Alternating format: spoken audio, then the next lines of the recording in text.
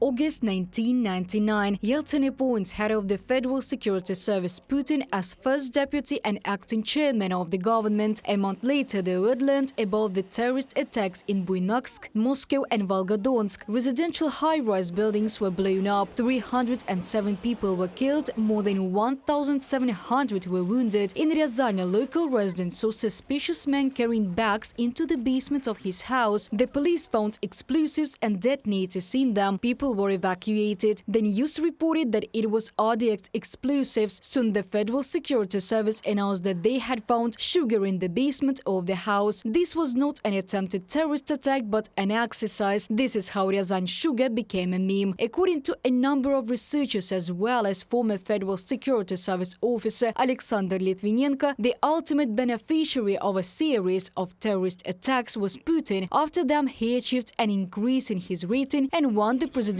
elections in 2000. Throughout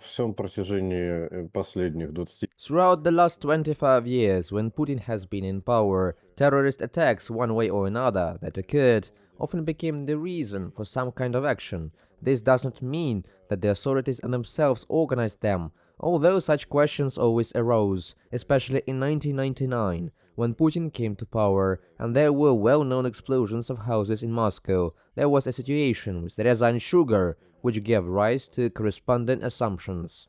Already at the beginning of the reign of the Kremlin dictator, another terrorist attack occurred in the capital. An explosion occurred in the passage of the Pushkinskaya metro station. 14 people were killed, 118 were wounded. 2 years later, in 2002, in Moscow, in Dubrovka district, terrorists seized the theater center where the musical Nodost was being performed. More than 900 people were taken hostage. During the assault, Russian security forces killed up to 174 hostages and several hundred more people were wounded. On September 1st, 2004, during a school assembly in Beslan, a group of terrorists took more than 1,000 people hostage. And again, during the assault, Russian security forces killed 333 people. Most of them were children. After this, Putin seriously began to build his vertical of power. In particular, he cancelled the elections of governors.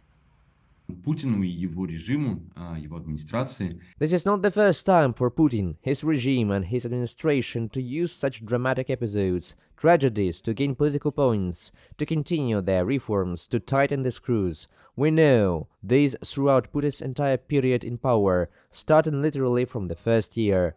During the 2 decades of Putin's rule, there were many wars that were called peacekeeping operations, many terrorist attacks and murders of oppositionists, journalists, activists and those whom Putin considered his personal enemies. For example, Anna Politkovskaya and Alexander Litvinenko, who assured that Putin needed the 1999 terrorist attacks to start a war against Chechnya. On March 22nd, 2024, there was a new terrorist attack in Russia. This time, terrorists entered the Crocus City Hall concert hall near Moscow. They set fire to the building and shot dozens of people. However, analysts are already paying attention to some strange details of the incident. According to eyewitnesses, the security was unarmed, did not check people's belongings upon entry. The metal detectors also did not work and the emergency exits were blocked. Because of the fire, people were suffocating and rescuers could not get inside because they were waiting for the security forces. It is noteworthy that the Omon department is located near the Crocus Mall. However, they arrived only about an hour later.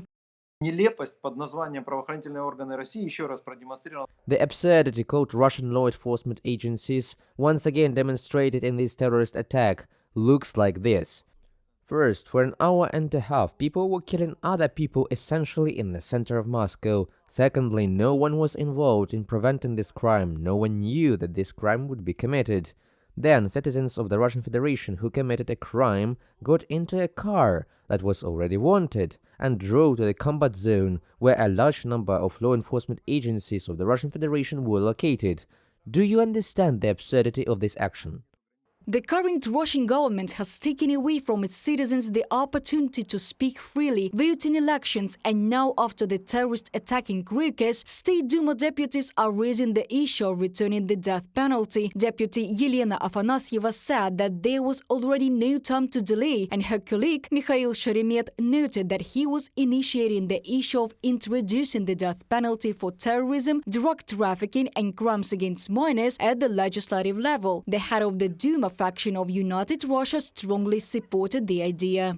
Я думаю, что это один из I think this is one of the logical results of what the authorities can do now. We can hear from very public and centrist people in power calls that the moratorium should be lifted, and they are hiding behind the people. Allegedly, the people want the death penalty back. Putin is persistently looking for a Ukrainian trace in the terrorist attack at Crocus City Hall. However, Washington and Western media talk about ISIS involvement. The terrorist organization claimed responsibility for the attack and published photos and videos from the scene. Putin сам открыл ящик Пандоры. That is, Putin himself opened Pandora's box, created conditions for the existence of terrorist groups on the territory of the Russian Federation. Despite the huge budget allocated for the activities of the special services, these terrorist groups still feel very free, not to mention the fact that he himself maintains contacts with various terrorist groups, such as the Taliban and Hamas, which organized a bloodbath in Israel.